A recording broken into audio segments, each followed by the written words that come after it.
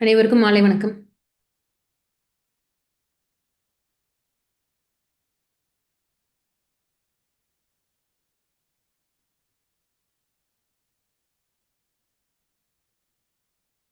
நாம கிட்டத்தட்ட 4-5 நாட்களாக சந்திக்கவில்லை.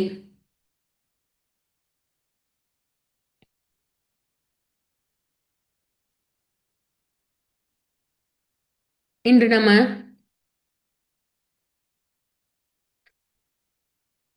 ஒரு கதையில் தொடங்குவோம்.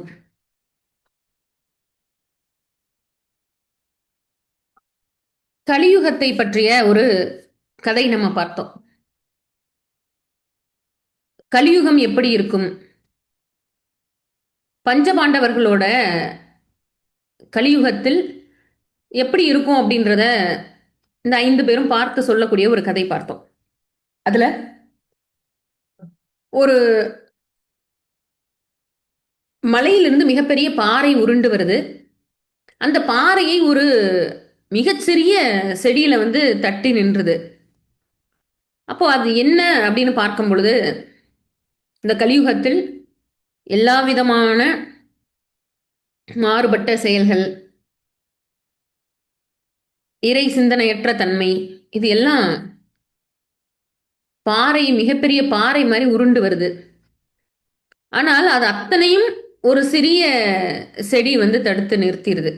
அவ்வளவு பெரிய பாறை ஒரு மிக சிறிய ஒரு செடியில எப்படி தடுத்து நிறுத்தப்பட்டது? அந்த செடி என்ன அப்படின்னு பார்த்தது யாருக்காவது ஞாபகம் இருக்கா? ஈஸ்வரி மேம் ஞாபகம் இருக்கா? அன்மியூட் ஆப்ஷன் இல்ல.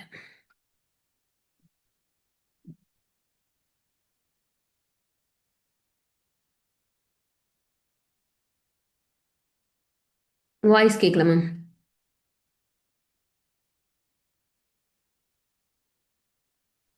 மேம் இப்ப கேக்குதுங்களா? ம். 4 கிணறு இருக்கும், நடுவுல ஒரு கிணறு வத்தி இருக்கும். அது அந்த கதை பகுதியெல்லாம் தாண்டி ஓகே. அப்ப ஒரு மெய்யான குரு ஒருத்தர் தான் நம்மளை காப்பாற்ற முடியும். இப்படிப்பட்ட உலகத்துல ஒரு மெய்யான குரு ஒருத்தர் தான் நம்மளை காப்பாற்ற முடியும்னு சொன்னீங்க மேம். ஒரு மெய்யான குரு பெருமானுடைய திருவாய்மொழி அப்படின்னு சொல்லலாம். நம்ம உணவு பார்த்தோம், உடலுக்கு உணவு இருக்குன்னு பார்த்தோம், அதே மாதிரி உயிருக்கு ஒரு உணவு இருக்குன்னு பார்த்தோம். அந்த உயிருக்கான உணவு எது அப்படின்னு பார்த்தோமா? உடலுக்கான உணவு நம்ம ரெகுலரா சாப்பிட்டுக்கிறோம், காலையில மதியம் நைட்டு 3 வேளை உடலுக்கு உணவு போடுறோம். உயிருக்கு உணவு என்னன்னு பார்த்தோம். யாருக்காவது ஞாபகம் இருக்கா? பிரபாகரன் சார். செவியின் வழியாக செவியின் வழியாக செல்லக்கூடிய உணவு உயிருக்கு செல்கிறது அப்படின்றத பார்த்தோம். உயிருக்கு அது உணவாக மாறுகிறது அப்படின்னு பார்த்தோம். உள்ள போற விஷயம் உணவும் ஆகலாம். இப்ப உடலுக்கு உணவு வாய் வழியாக நமக்குள்ள செல்கிறது. இந்த வாய் வழியாக செல்லக்கூடிய உணவு ஒரு நல்ல ஒரு உணவும் எடுக்கலாம், அல்லது ஏதாவது ஒரு ஒவ்வாத ஒரு விஷப்பொருளை கூட நம்ம உள்ள போகலாம். அப்ப வாய் வழியே செல்வது எல்லாம் நமக்கு நன்மையாகி விடுமா அப்படின்னு பார்த்தா இல்ல. அதுலயே நல்ல உணவும் இருக்கு, தீய உணவும் இருக்கு. அந்த உணவின் தன்மையை பொறுத்து நம்ம உடம்புக்கு நன்மை செய்து தீமை செய்து. அதே மாதிரி செவி வழியாக உள்ளே செல்வது எல்லாம் நன்மையானது மட்டும்தான் இருக்கா? செவி வழியா எல்லாம் போறது எல்லாமே செவிக்கு உணவாகி விடுமா? காது வழியா உள்ள போறது எல்லாமே செவிக்கு நம்ம உயிருக்கு உணவாகி விடுமா? இல்ல மேடம், சிலதெல்லாம் எடுத்துக்கும், சிலதெல்லாம் வெளியே அப்போ பட வேண்டியதும் இருக்கு. அப்ப நம்ம உயிர் வளர்க்கக்கூடிய உணவு எது அப்படின்னா அந்த செவி உணவு அப்படின்னு பார்த்தோம். இந்த செவி உணவை பத்தி தெரியாதவங்க திருவள்ளுவர் பெருமான் என்னன்னு குறிப்பிடுறாரு? இந்த செவி உணவை பற்றிய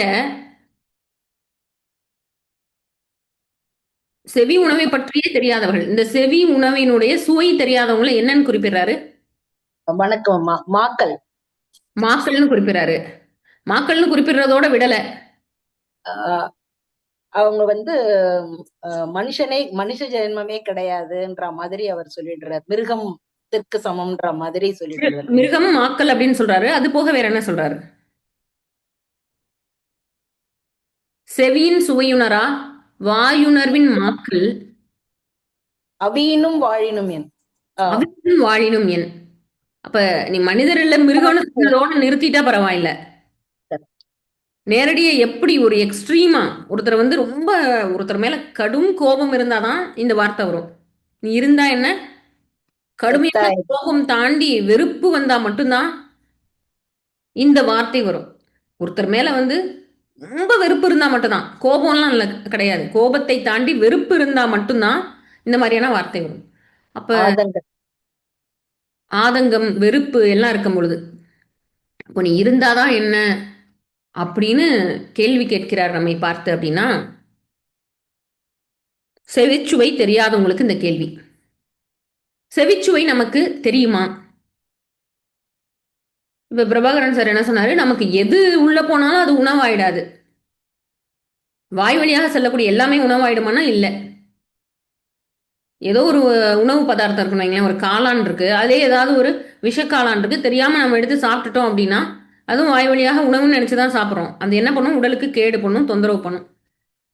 கோமட்டல் வரலாம், வாந்தி வரலாம், பேதியாகலாம், என்ன வேணா பண்ணலாம். ஒரு விஷப்பொருளான ஒரு காளான் எடுத்து சாப்பிட்டுட்டோம் அப்படின்னா. அப்போ அதே மாதிரி செவிக்குள் செல்லக்கூடிய எல்லாமே நமது உயிருக்கு உணவாகி விடுமா? இல்ல. செவியிலிருந்து உயிருக்கு ஒரு ட்ராக் இருக்கு, அது உணவாகுது அப்படின்னா அதுலயும் நல்ல உணவு தீய உணவுன்னு இருக்கா? சரி, செவிக்கு போகக்கூடியதுல நல்ல உணவு எது, தீய உணவு எது? அல்லது நேரடியா பார்த்தோம்னா உயிரை வளர்க்கக்கூடிய செவி உணவு எது? உடம்ப வளர்க்கக்கூடிய உணவு நமக்கு தெரியும், இட்லி தோசை சப்பாத்தின்னு என்ன வேணா வரிசை அடிக்கிட்டே போலாம். உயிரை வளர்க்கக்கூடிய உணவு செவி உணவு. எந்த செவி உணவு உயிரை வளர்க்கும்? உடம்ப வளர்க்கிறதுக்கு பல்வேறு சத்துக்கள் பல்வேறு உணவுகள் இருக்கு. அதே போல உயிரை வளர்ப்பது எந்த உணவு உயிரை வளர்க்கும்? எந்த செவி உணவு? செவி உணவு தான் உயிரை வளர்க்கும்னு தெரிஞ்சிருச்சு. எந்த செவி உணவு உயிரை வளர்க்கும்? ஏதாவது ஐடியா இருக்கா?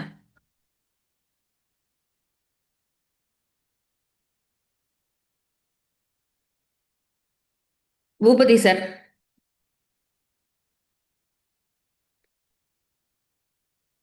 மேடம் குருவுடைய போதனைகள் மேடம், கிருஷ்ணர் கொடுத்த போதனைகள், கீதையில் கொடுத்த மாதிரி. கிருஷ்ணர் கீதையில் கொடுத்தது மாதிரியான போதனை. அருமை. குரு சொல்லக்கூடியது மேடம், குரு சொல்லக்கூடிய போதனைகள். அப்போ அதுதான் என்ன ஆகுது, செவிக்கு உணவாகுது. ஒரு கதை பார்ப்போமா? அருமை பூபதி சார். அப்போ எல்லாமே செவிக்கு உணவாகுமா அப்படின்னா இல்ல. எல்லா உணவும் ஜீவனை வளர்க்குமா, எல்லா செவி உணவும் ஜீவனை வளர்க்குமா அப்படின்னா இல்ல. சில செவி உணவு தான் ஜீவனை வளர்க்கிறது. அது எது அப்படின்னு கேட்கும் பொழுது சார் வந்து அவங்களோட கருத்தை பதிவு பண்ணாங்க. என்ன அப்படின்னா, எப்படி அன்னைக்கு அர்ஜுனனுக்கு ஒரு கிருஷ்ண பரமாத்மா கிடைச்சாரோ அதே போல ஒரு குரு பெருமான் திருவாயிலிருந்து வரக்கூடிய அதுதான் செவிக்கு உணவாகி உயிரை போய் வளர்க்கிறது அப்படின்னு பார்த்தோம். மற்ற எல்லாம் உயிரை வளர்க்குமா? டெய்லி நம்ம எத்தனையோ பாட்டு கேட்குறோம், எத்தனையோ நம்ம இரவு தூங்க முன்னாடி எத்தனையோ ஒரு பாடகர்களோட பாட்டு கேட்குறோம், ஒரு இளையராஜா பாட்டு கேட்குறோம், ஏஆர் ரஹ்மான் பாட்டு கேட்குறோம்.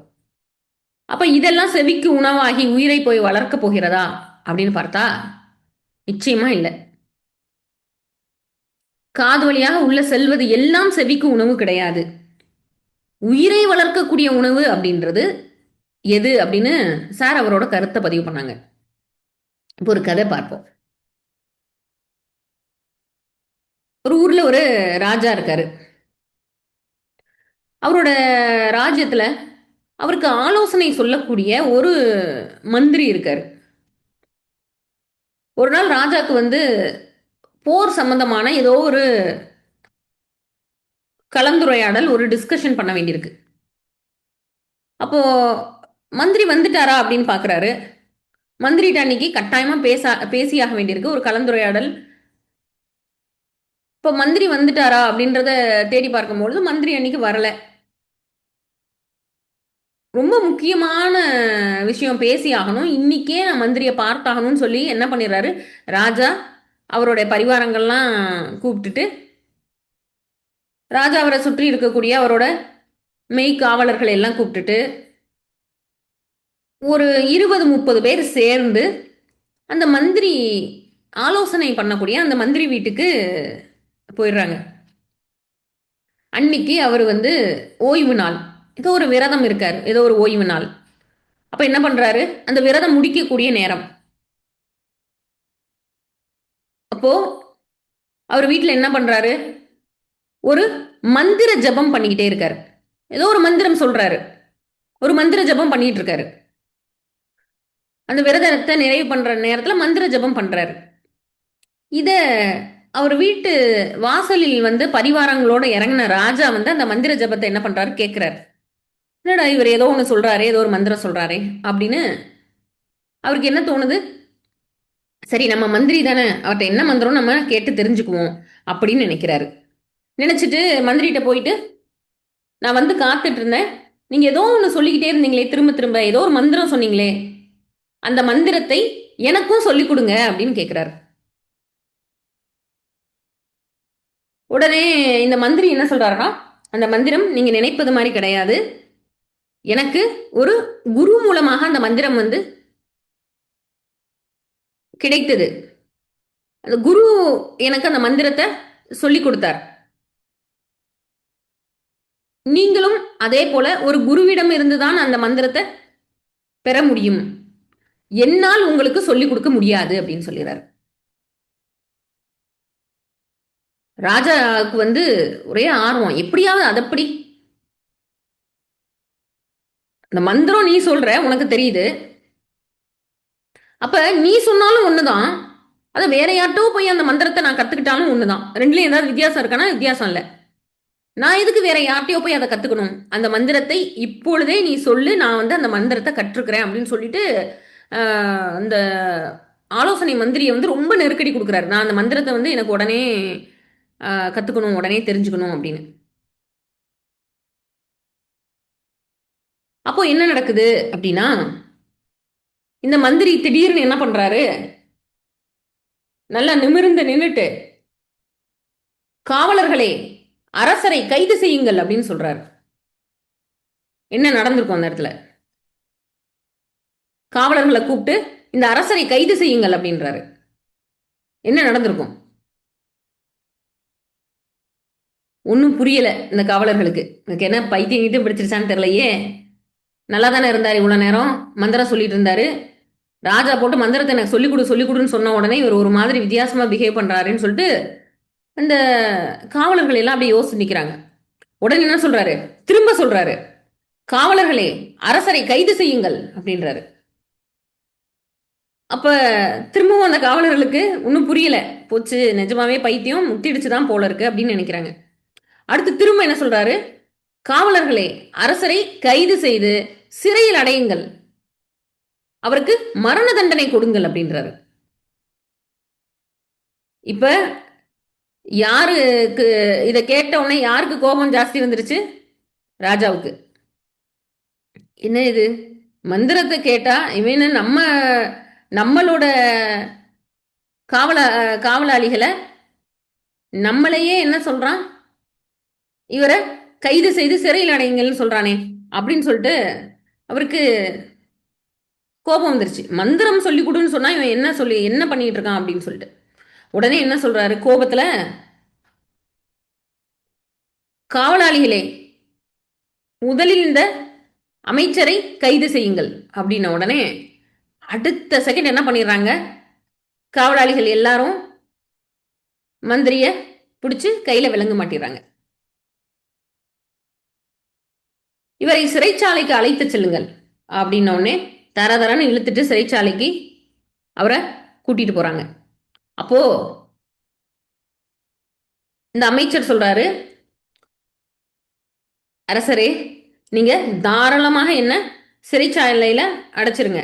ஆனா அதுக்கு முன்னாடி ஒரு விஷயத்த நான் உங்களுக்கு சொல்ல வேண்டியிருக்கு. அதுவும் இந்த மந்திரத்தை பத்தின ஒரு விஷயத்த சொல்ல வேண்டியிருக்கணும். உடனே அரசர் என்ன பண்றாரு, சரி நீக்கு கட்டாயமா உனக்கு தண்டனைன்றது உறுதி. நீ எவ்வளவு தைரியம் இருந்தா என்னையே என்ன சொல்லியிருப்ப, என்னோட காவலாளிகளை என்னையே என்ன சொல்லிட்ட, இவரை கைது செய்யுங்கள்னு சொல்ற.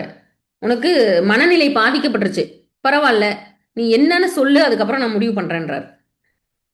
உடனே அந்த அமைச்சர் என்ன சொல்றாரு அப்படின்னா, இப்ப நான் ஒரு கட்டளை கொடுத்தேன், ஒரே விஷயம்தான், கைது செய்யுங்கள், சிறைச்சாலையில் அடையுங்கள்னு நான் ஒரு கட்டளை கொடுத்தேன்.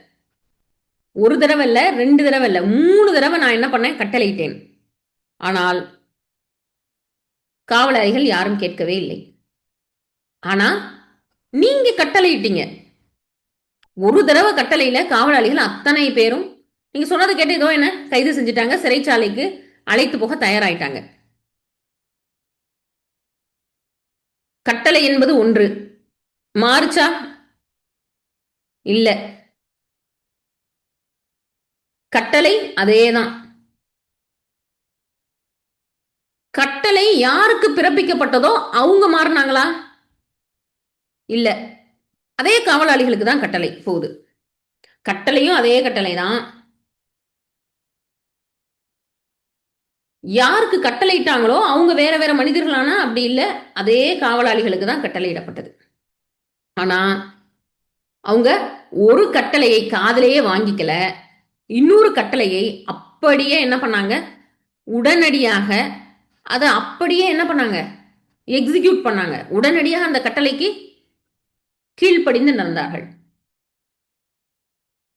அப்போ இங்க என்ன நடந்திருக்கு, எந்த இடத்துல மாற்றம் நடந்திருக்கு?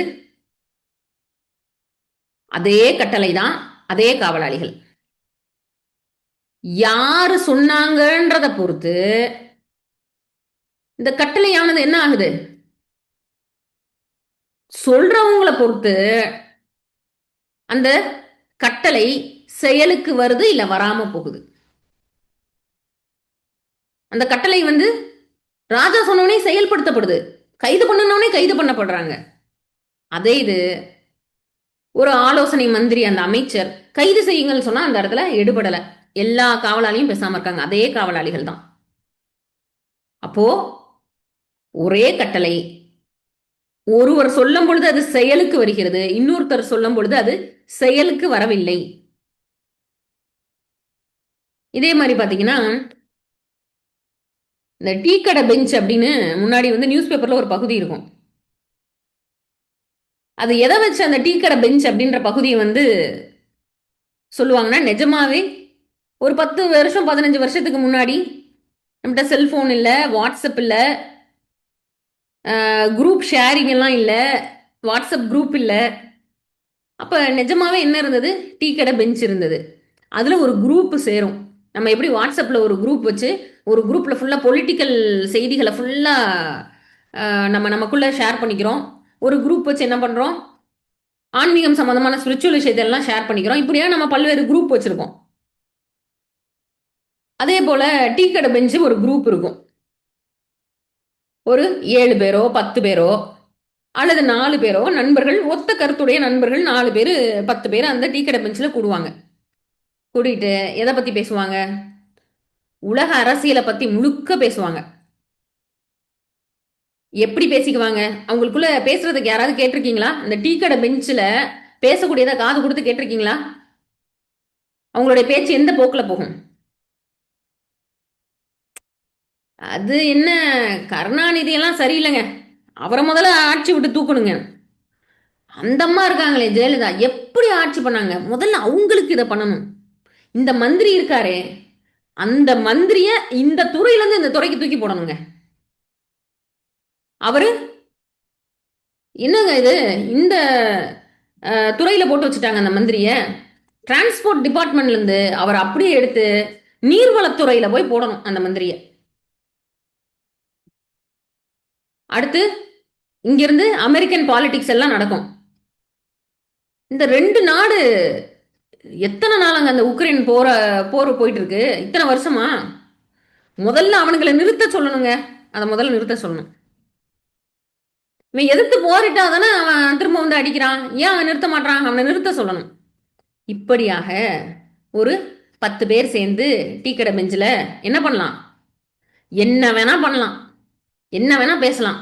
முதலமைச்சரை மாத்த சொல்லலாம், அமைச்சரை ஒரு டிபார்ட்மெண்ட்ல இருந்து இன்னொரு டிபார்ட்மெண்ட் தூக்கி போடலாம், அமெரிக்க ஜனாதிபதியை அன்னைக்கே ரிசைன் பண்ண சொல்லலாம், என்ன வேணா பேசலாம்.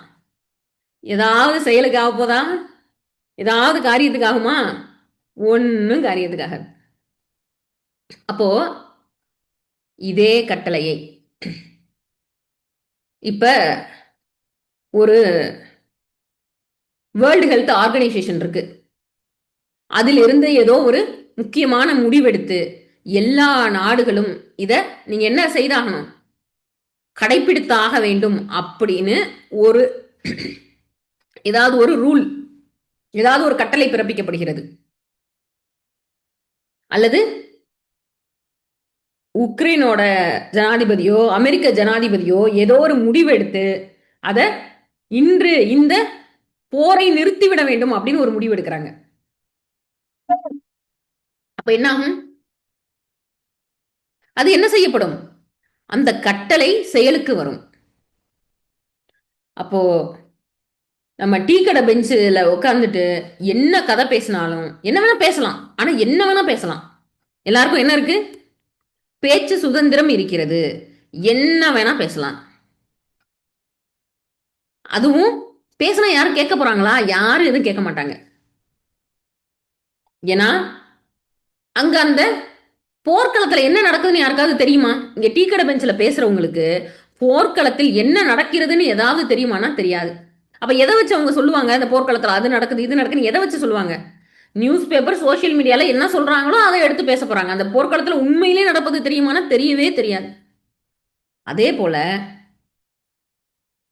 இந்த துறை இருக்கே ஆன்மீகம்னு ஒரு சொல், இந்த துறையில உண்மையிலேயே இந்த உண்மைகள் யாருக்குமே தெரியுமா தெரியாதுன்னா யாருக்குமே தெரியாது.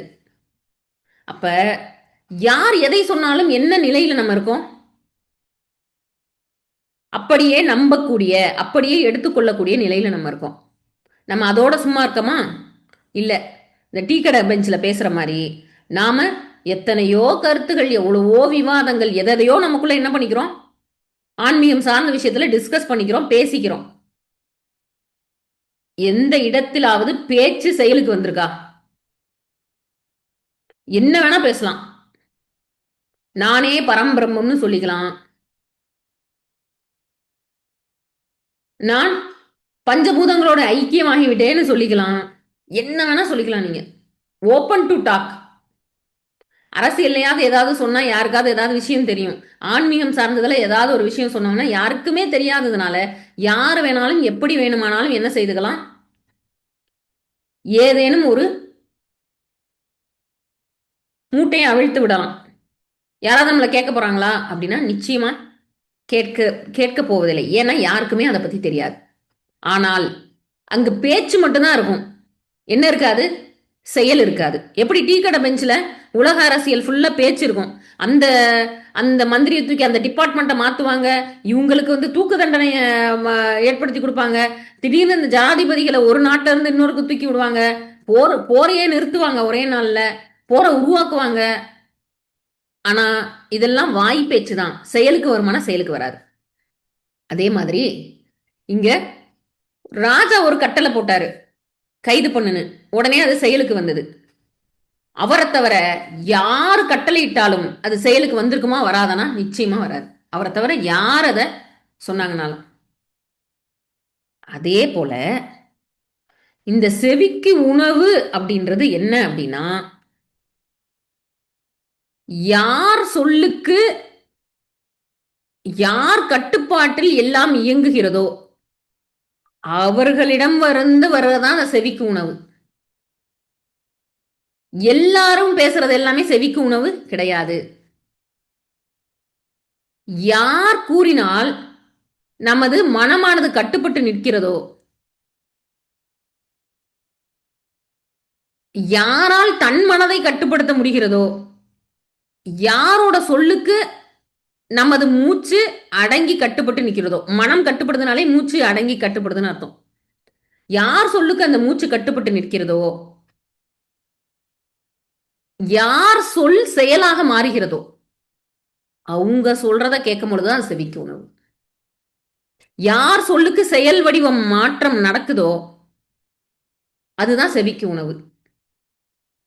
அப்ப செயல் இல்லை அப்படின்னா அந்த இடத்துல என்ன அர்த்தம்? அது சும்மா வாய்ப்போக்கில் ஏதாவது ஒன்று சொல்லிக்கிறோன்னு அர்த்தம். டீ கடை பெஞ்சு தான் நம்மளுக்கு ஞாபகம் வரணும். டீ கடை பெஞ்சில் யார் வேணா என்ன வேணா பேசலாம். நான் அகம் பிரம்மாஸ்மின்னு சொல்லிக்கலாம், நானே பரபிரம்மமாக மாறிவிட்டேன்னு சொல்லிக்கலாம், நானே கல்கி அவதாரம்னு சொல்லிக்கலாம், என்ன வேணா கதை சொல்லலாம். ஆனா அங்க செயல் இருக்கிறதா அப்படின்னு பார்த்தா செயல் கிடையாது, வாய் பேச்சு மட்டும் இருக்கு. அப்ப செயலற்ற பேச்சு. அப்ப இந்த மந்திரி என்ன சொல்றாரு இந்த ராஜா கிட்ட, எப்படி நீங்க என்கிட்ட அந்த மந்திரத்தை கேட்டு கற்றுக்கொண்டால் உங்களுக்கு எல்லாம் கிடைக்கும்னு நினைக்கிறீங்க, ஆனால் அந்த மந்திரம் நான் சொல்லி கொடுத்தா அது பலிக்காது, வேலைக்காகாது. அத நீங்க முறையான குரு பெருமானிடம் சென்று அதை கற்றுக்கொண்டு இருந்தீங்கன்னா உங்களுக்கு அது பலனளிக்கும், அல்லது அது பலனளிக்காது. எப்படி உங்கள் கட்டளைக்கு இந்த காவலாளிகள் வேலை பார்த்தாங்களோ, என் கட்டளைக்கு மதிப்பே இல்லாமல் போனதோ, அதே போல இந்த மந்திரத்திற்குன்னு ஒருத்தர் இருக்காரு, அவரு அந்த மந்திரத்தை சொல்லிக் கொடுக்கும் போது அது உங்களுக்கு வேலை பார்க்கும். நான் அதே மந்திரத்தை நான் உங்களுக்கு சொல்லி கொடுத்தேன்னா அது வேலை பார்க்க போவதில்லை. அப்ப செவிக்கு உணவு என்பது என்ன? திரும்ப ஜீவனை வளர்க்கக்கூடிய செவிக்கு உணவு என்பது என்ன? பூபதி சார் கிட்டத்தட்ட அப்பயே கரெக்டான ஆன்சர் சொல்லிட்டாரு. உயிரை வளர்க்கக்கூடிய செவிக்கு உணவு எது அப்படின்னு பார்க்க முன்னாடி இன்னொரு கதை பார்ப்போம். இந்த கதையை நம்ம பார்த்தோமான்னு தெரியல. இது பிரம்மோதய மெய்வெளிச்சாலை ஆண்டவர்களுடைய கதை. எல்லாருக்கும் தூக்கம் வருது, குழந்தைங்க எல்லாம் இருந்தாங்கன்னா அந்த கதையை கேட்கறதுக்கு குழந்தைங்க எல்லாம் ரெடியா இருக்கலாம். குட்டீஸ் எல்லாருமே இந்த கதை சொல்லலாம். நம்ம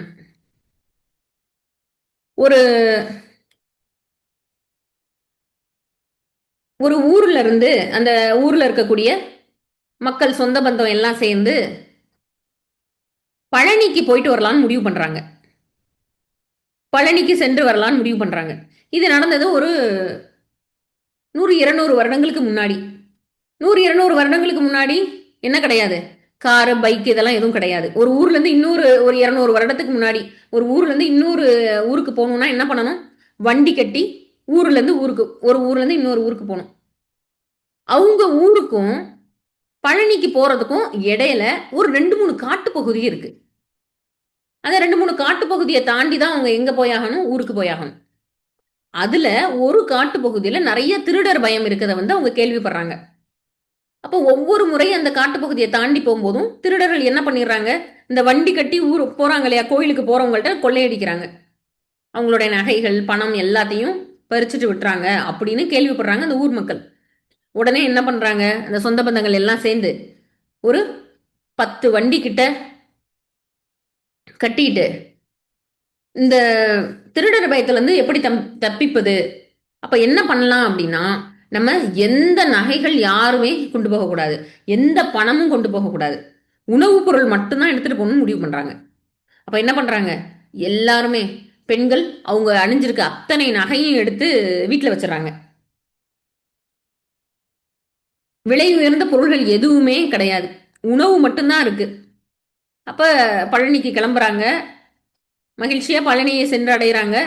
அங்க போய் நல்லா சாமி தரிசனம் பண்றாங்க. பழனில இருந்து பிரசாதம் பஞ்சாமிர்தம் எல்லாம் வாங்கிட்டு திருப்பி வர்றாங்க. திருப்பி வரக்கூடிய நேரம் இரவு நேரம், நைட் ஆயிடுச்சு. அந்த காட்டு பகுதியை கடந்து வரணும். இப்போ அந்த காட்டு பகுதியை கடந்து இந்த வண்டி எல்லாம் மாட்டு வண்டி எல்லாம் வந்துகிட்டு இருக்கு. எதிர்பார்த்தபடியே அந்த குறிப்பிட்ட காட்டு பகுதியில திருடர்கள் வந்து வண்டியை மறிக்கிறாங்க. வண்டியை மறிச்சு வண்டியில ஒவ்வொரு வண்டியா என்ன நகை இருக்கு, யார் என்ன நகை போட்டிருக்காங்க, என்ன விலை உயர்ந்த பொருள் இருக்கு, எல்லாத்தையும் அவங்ககிட்ட இருந்து வாங்கலான்னு பார்த்தா இவங்க தான் முதலையே திட்டம் போட்டு மொத்தமா 10 வண்டியில இருக்கவங்களும் என்ன பண்ணாங்க, நகையும் கிடையாது, எந்த விலை உயர்ந்த பொருளும் கிடையாது. இப்படியா இது நடந்துகிட்டு இருக்கு, இந்த நிகழ்வு நடந்துகிட்டு இருக்கு. அப்ப திருடர்கள் என்ன பண்றாங்க, இந்த வண்டியெல்லாம் நிப்பாட்டிட்டாங்க. நிப்பாட்டிட்டு 2 வண்டி 3 வண்டியை செக் பண்ணி பாக்குறாங்க, ஒண்ணுமே இல்ல. இதுல நடுவுல இருந்த ஒரு வண்டியில ஒரு குழந்தை வந்து வீர் வீர்னு கத்தி அழுதுகிட்டு இருக்கு. எதுக்கு அழுது அப்படின்னா, இப்பவே எனக்கு வயிறு வலிக்குது, இப்பவே நான் எது போகணும், வெளிக்கு போகணும்னு கத்துது. அப்ப அந்த குழந்தை என்ன பண்ணுது, மலம் கழிக்கிறதுக்காக வயிற்று வலியில அவஸ்தையில கத்துது. இங்க திருடர் வந்து சூழ்ந்து நிக்கிறாங்க. காட்டுக்குள்ள இருட்டுல எங்க குழந்தைய கொண்டு போய் வெளிக்கு போக வைக்கிறது அப்படின்னு அந்த சூழலை பார்த்துக்கோங்க. அப்ப அந்த குழந்தைய பார்த்துக்கிற பாட்டி என்ன பண்றாங்க, குழந்தைய அமைதியாருன்னு சொல்லி வாய மூடு அப்படின்னு உட்காருன்னு சொல்லி பாக்குறாங்க. குழந்தைக்கு வயிறு வலி தாங்கல, அப்பயே அதுக்கு மோஷன் போகணும் அடம் பிடிக்குது. என்ன பண்ணான்னு தெரியல. பக்கத்துல என்ன இருக்கு, பழனிக்கு போயிட்டு வந்த வர்ற வழியில சாப்பிட்டு முடிச்ச வெற்று பஞ்சாமிர்த டப்பா இருக்கு. பஞ்சாமிர்த டப்பா வெறும் டப்பா இருக்கு, ஒரு 2-3 டப்பா இருக்கு.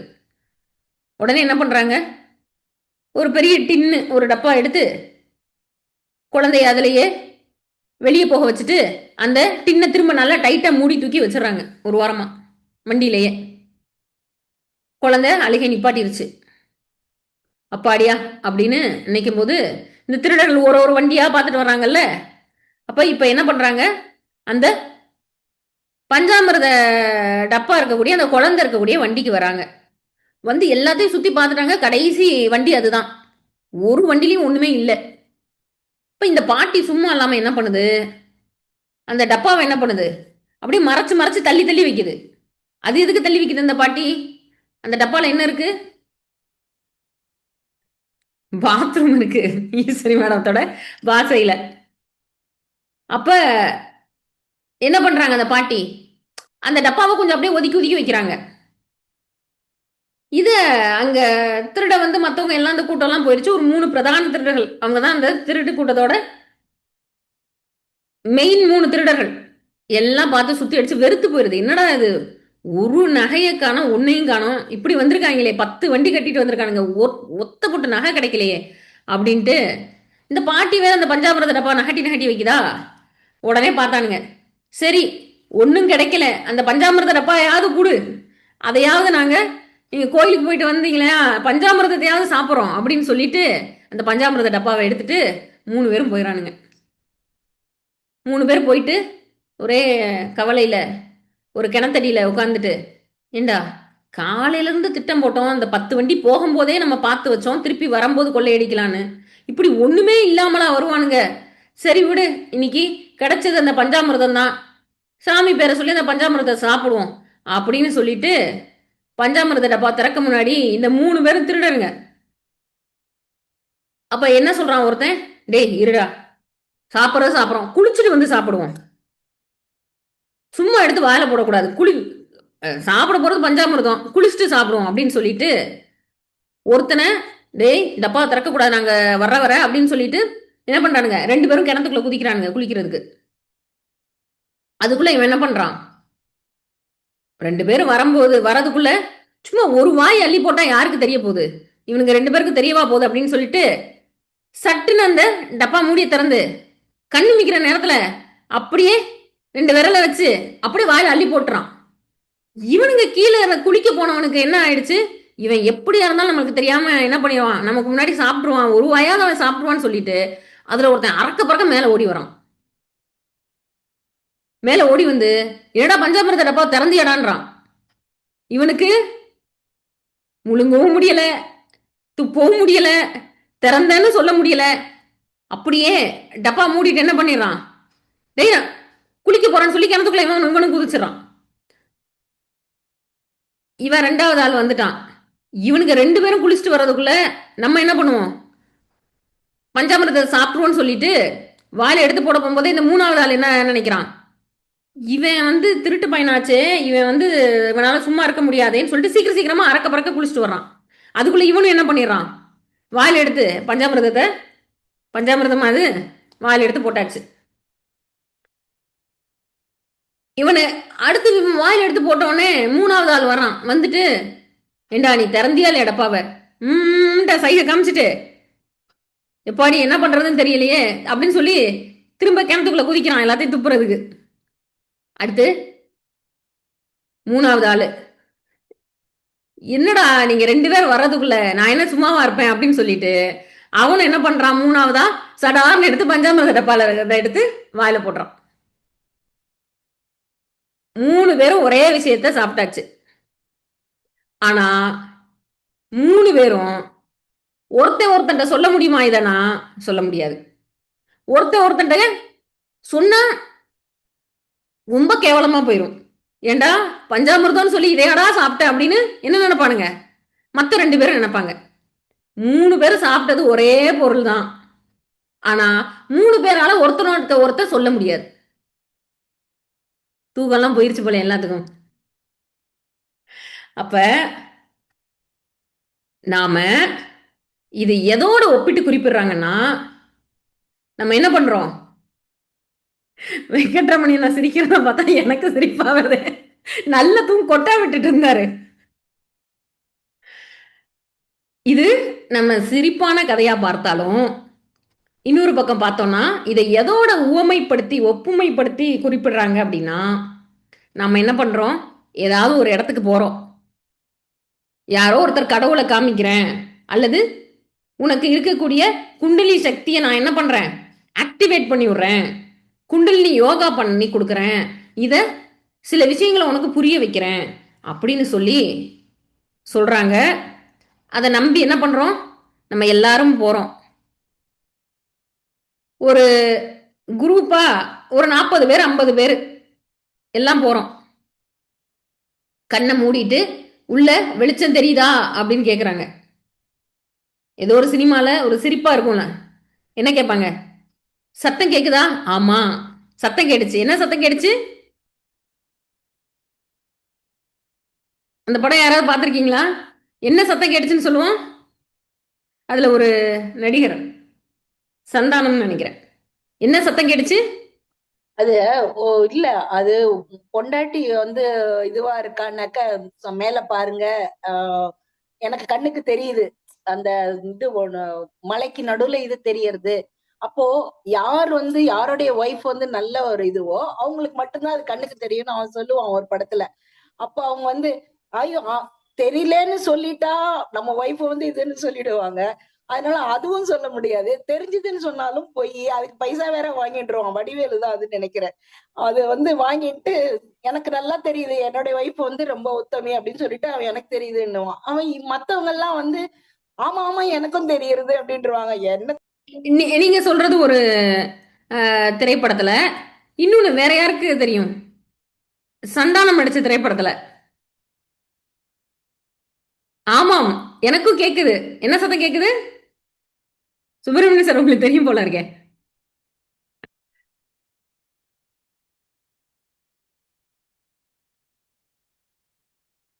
இஸ்கு இஸ்குன்னு கேக்குது பாரு. ஓகே படத்துலங்க மேம் சந்தானம் வந்து கேப்பாருங்க, என்ன சத்தம் கேட்டுச்சு அப்படின்னா இஸ்குன்னு எனக்கு கேட்டுச்சு அப்படின்னு சொல்றாருங்க. அப்ப எனக்கும் அப்படிதான் கேட்டுச்சு அப்படின்னு எல்லாரும் சொல்ற மாதிரி இங்க என்ன நடந்துச்சு, சாப்பிட்டது ஏதோ ஒரு பொருள். ஆனா 3 பேர் என்ன சொல்லிக்குவாங்க, ஒருத்தர் சொல்லிக்க முடியாது. அதனால எல்லாரும் என்ன நினைச்சுப்பாங்க, எல்லாரும் ஒருவரை ஒருவர் தவறாக நினைச்சுப்பாங்க. அப்படின்றதுனால அத்தனை பேரும் என்ன சொல்லிடுறாங்க, ஆமா எனக்கும் தெரிஞ்சிச்சு, எனக்கும் கேட்டுச்சு. கண்ணை மூடி உட்கார்ந்தீங்களே, உள்ள ஒரு வெளிச்சம் தெரிஞ்சுச்சா? தெரிந்தது. உள்ள ஒரு சத்தம் கேட்குமே, சத்தம் கேட்டுச்சா? கேட்டுச்சு. பளிச்சுன்னு மின்னல் வெட்டின மாதிரி ஏதோ தெரிஞ்சுச்சா? தெரிஞ்சிச்சு. இப்படியாக இது வருந்தத்தக்க விஷயம். நம்ம சிரிப்பா நம்ம பார்க்கிறோம், இருந்தாலும் ஒரு ஆன்மீக அனுபவம் அப்படின்ற பேர்ல எப்படி இந்த 3 திருடர்களும் அந்த பஞ்சாமிர்தத்தை சாப்பிட்டு இதுதான் பஞ்சாமிர்தம் அப்படின்னு நினைச்சாங்களோ அதே மாதிரி நாம எல்லாரும் பல சமயங்கள் என்ன பண்ணிடுறோம், ஒரு மாஸ் சைக்காலஜின்னு சொல்லுவாங்க. எல்லாருமா சேர்ந்து ஒரு விஷயத்த, ஆமா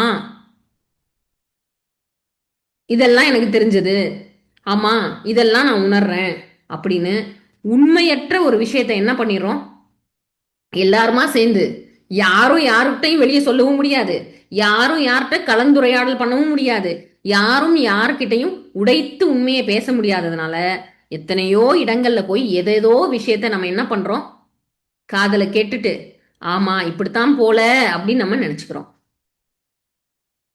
ஒருத்தர் நம்ம என்ன பண்ண முடியாது, அதை பத்தி பேசவோ எப்படி அந்த பஞ்சாமிர்த திருடனுங்க மாதிரி நமக்குள்ள என்ன செய்து கொள்ள முடியாது, அதை ஷேர் பண்ணிக்கவோ பேசிக்கவோ முடியாம, ஆமா அவருக்கு கேட்டிருக்கு போலன்னு இவன் நினைச்சுக்க, இவருக்கு கேட்குது போலன்னு அவரு நினைக்க, எல்லாத்துக்கும் கேட்டுச்சு போல நமக்கு தான் கேட்கல பரவாயில்ல நம்மளும் சொல்லி வைப்போம் அப்படின்னு சொல்லி அத்தனை பேரும் ஒரே மாதிரியான மனநிலையில இப்படி ஒரு நிலை இருக்கு.